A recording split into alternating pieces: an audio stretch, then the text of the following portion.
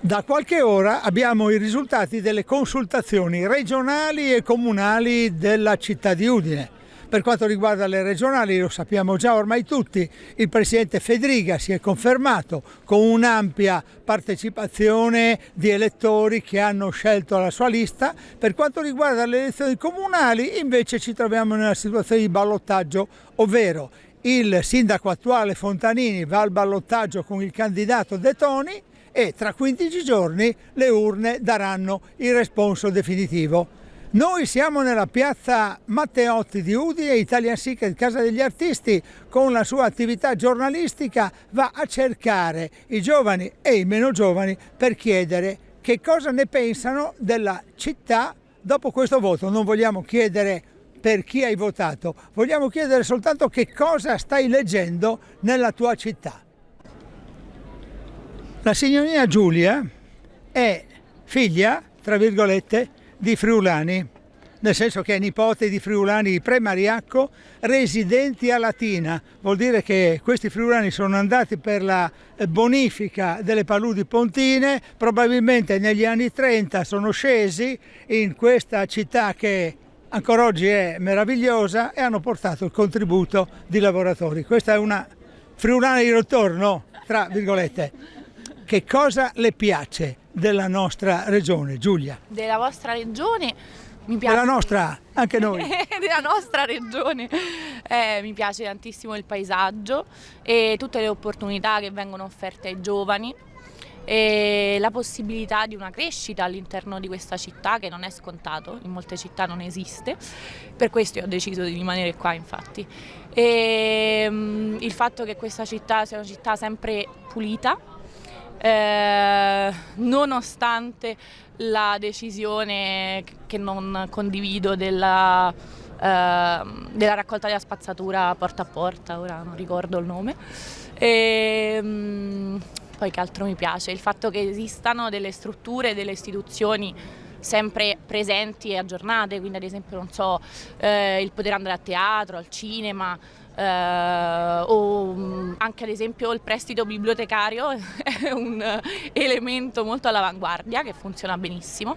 È una regione che tutto sommato la convince. Tantissimo. Che cosa si aspetta di più? Dopo chiediamo a Chiara che è qui con noi il suo parere da cittadina della nostra regione.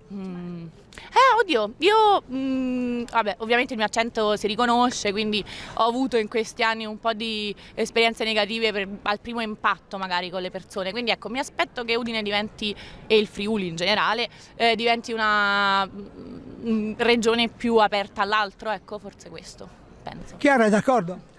Allora, io sono d'accordo, anche io in effetti non sono friulana al 100% perché vengo da Treviso, quindi in Veneto, e mi sono trasferita qui per gli studi universitari che sto concludendo.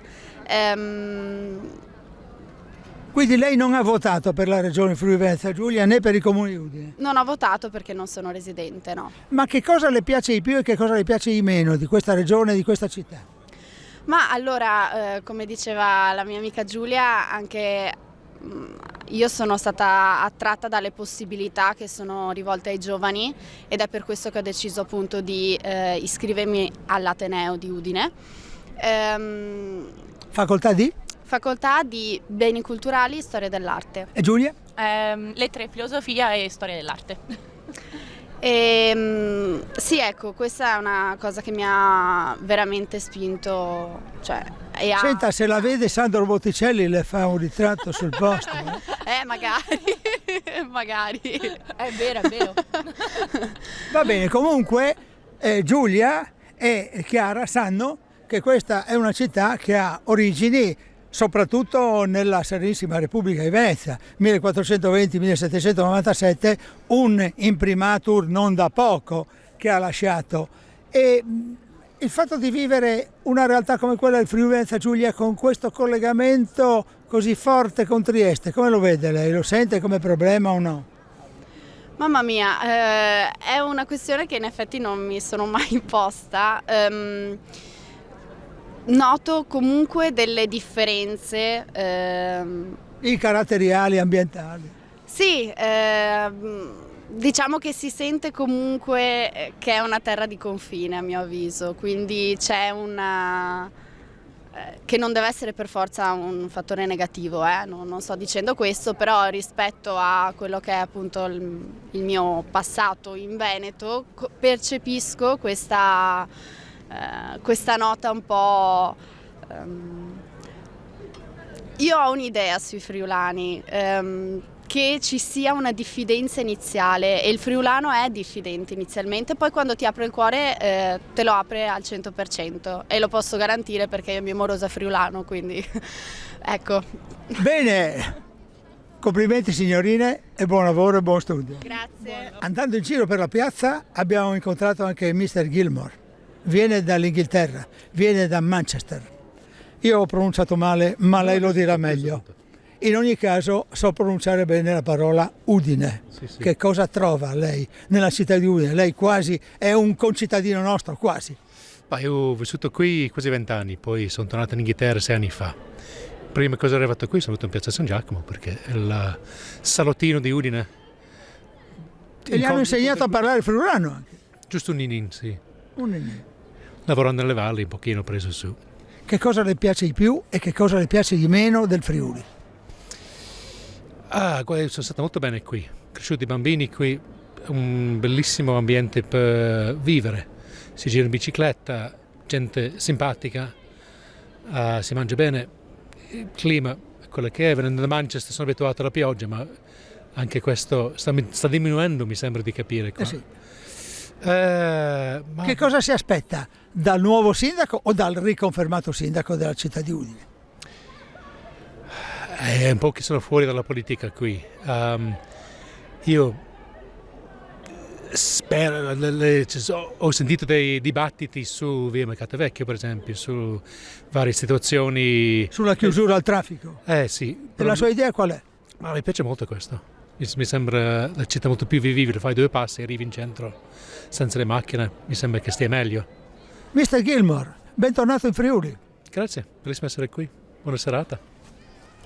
Nella piazza anche la signora Cristina, viene da Butrio, la nostra regione, la nostra città. Le piace Udine? Sì, assolutamente sì. E da quando hanno rifatto la zona del via Mercato Vecchio è stupendo. La loggia del Lionello, così come si vede, tutto bello aperto, tutto bello pulito, è bellissima. Sì. Che cosa chiederebbe lei se fosse udinese al sindaco nuovo o comunque quello confermato? Ma sinceramente non ho grandi aspettative, a me piace così com'è. Non ho richieste particolari. E al nostro Presidente della Regione che è stato riconfermato proprio questa notte, diciamo. Lasciamo stare. Elezioni regionali ed elezioni comunali. Dottor Floreani, sì. Io le chiedo che cosa ha tenuto lontano dalle urne i giovani? Ma secondo me i giovani non si riconoscevano in nessuna delle proposte di chi si è presentato. E soprattutto alle regionali, secondo me, con un candidato come Federiga, che comunque si sapeva che sarebbe stato favorito, eccetera. E con anche poche proposte, ecco, nuove. Forse i giovani hanno un po' bisogno di forse delle novità, non lo so, di avere...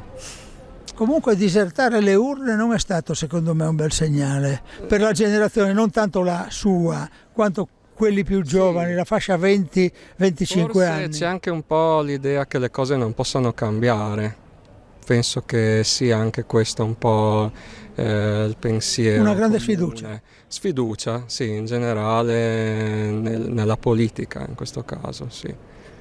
Che cosa può fare un giovane laureato come lei? Qual è il contributo che lei potrebbe dare a una città, a una regione come la nostra?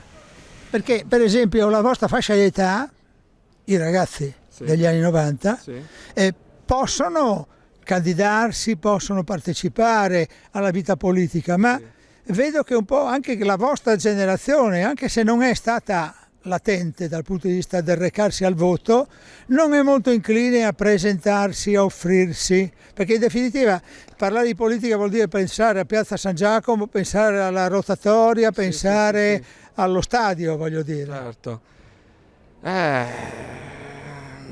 cosa si può fare? Sicuramente io farei più eventi culturali di un certo peso. Magari il settore musicale, vero? Tutto quello, sì, perché c'è poca offerta, tanti bar, baretti, cose così. Però un'offerta, diciamo, culturale, per fare un esempio banale, adesso mi pare di aver sentito che c'era un'ordinanza che vietava di fare concerti dal vivo in elettrico proprio. Cioè, secondo me questa è una restrizione, diciamo, che tarpa un po' anche le ali a chi vuole esprimersi musicalmente, eccetera, che si sente, diciamo, come dire, che ha anche paura di fatto che vengano chiamati i carabinieri, perché appunto è successo in varie occasioni anche in passato, eccetera, per lamentele, chiasso, cose così. Io farei questa cosa qua perché mi tocca da vicino, ecco.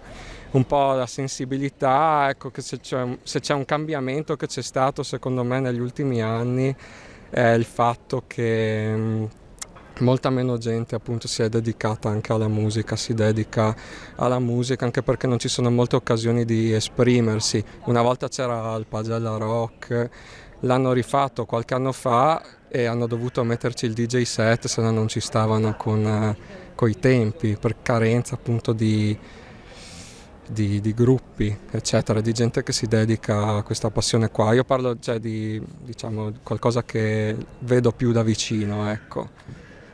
E per finire proprio la città. Che cosa ti aspetti? Abbiamo chiesto a questo ospite nostro che cosa vorresti che ci fosse e soprattutto che cosa vorresti che non ci fosse in questa città.